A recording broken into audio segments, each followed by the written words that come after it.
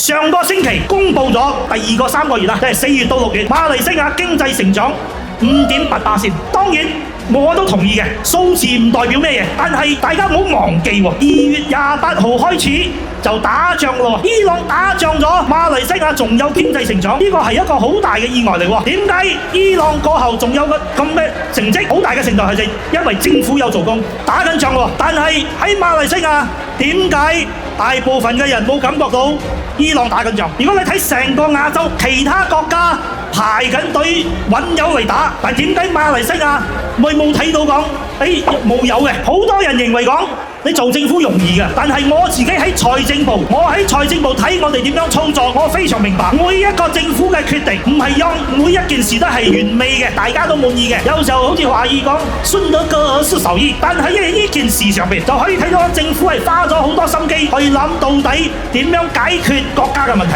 舊擺我哋係有嘅津貼，但係冇控制，所以有走私，好多走私。雖然講大家都有津貼嘅有，不過呢政府都有好多流動，使咗好多錢，但唔係花喺馬來西亞人身上，係花喺走私嘅身上。但係我哋點樣解決？主要差價太犀利啦！你講馬來西亞呢個價錢喺泰國、喺印尼、喺菲律賓價錢唔一樣，所以沙土嘅生意有人做，賠錢嘅生意沒人做，變開好多走私。咁政府為咗解決呢個問題，諗咗2年，傾咗好耐。有啲人就同首相講：哇，你起油價啦，起到市價就唔會有走私㗎啦。咁樣窮嘅你就俾起現金。但係內閣諗咗好耐，最後決定就我哋而家做嘅固啲95。點解用呢個呢？就係去確保冇走私，但係又可以確保講大部分嘅人唔會受到國際油價波動嘅影響。舊年9月推出呢個咁嘅用 IC 打油，咁有咗咁嘅制度，大家打嘅油係1溝9.9，咁樣就冇受到影響，所以大家嘅生活不受影響。呢個政府愛解決有啲20年嘅問題，有啲30年嘅問題，但係佢嘅解決唔係講今日起身講我去做，聽日做到嘅，佢都係花時間。所以我希望大家，我哋係確保